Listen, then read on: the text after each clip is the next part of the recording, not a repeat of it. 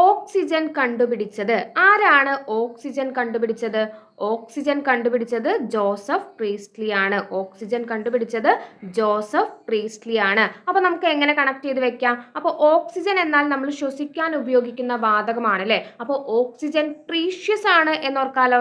Oxygen എന്നാൽ നമുക്ക് എന്താണ്? പ്രീഷ്യസ് ആണ്, വിലപ്പെട്ടതാണ് അല്ലെ. അപ്പോൾ ഓക്സിജൻ പ്രീഷ്യസ് ആണ് എന്നതിൽ നിന്ന് പ്രീസ്റ്റ്ലി കണക്ട് ചെയ്യാലോ.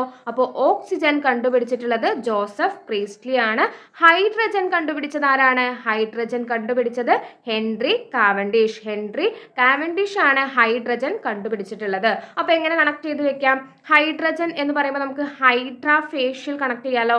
ഹൈഡ്രാ ഫേഷ്യൽ ട്ടോ. ഹൈഡ്രജൻ എന്ന് പറയുമ്പോൾ ഹൈഡ്രാ ഫേഷ്യൽ കണക്ട് ചെയ്ത് വെക്കുക. Hydra facial. അപ്പോൾ ഫേഷ്യൽ ചെയ്ത് വരുന്ന ആ ഒരു എൻട്രി, ഫേഷ്യലൊക്കെ ചെയ്ത് ഒന്ന് എൻട്രി ചെയ്തു വരുന്ന ആ ഒരു രംഗം കണക്ട് ചെയ്താൽ എൻട്രി എന്നതിൽ നിന്ന് ഹെൻറി കണക്ട് ചെയ്യാലോ. ഹെൻറി കാവൻഡിഷ് ആണ് ഹൈഡ്രജൻ കണ്ടുപിടിച്ചിട്ടുള്ളത്. അപ്പോൾ ഓക്സിജൻ കണ്ടുപിടിച്ചിട്ടുള്ളത് ജോസഫ് പ്രീസ്റ്റ്ലി ആണ്. ഹൈഡ്രജൻ കണ്ടുപിടിച്ചിട്ടുള്ളത് ഹെൻറി കാവൻഡിഷ് ആണ്. അപ്പോൾ കോഡുകൾ നിങ്ങൾക്ക് യൂസ്ഫുൾ ആയിട്ടുണ്ടെങ്കിൽ തീർച്ചയായും ലൈക്ക് ചെയ്യുക. നിങ്ങളുടെ അഭിപ്രായങ്ങൾ കമന്റ് വഴി അറിയിക്കുക കേട്ടോ.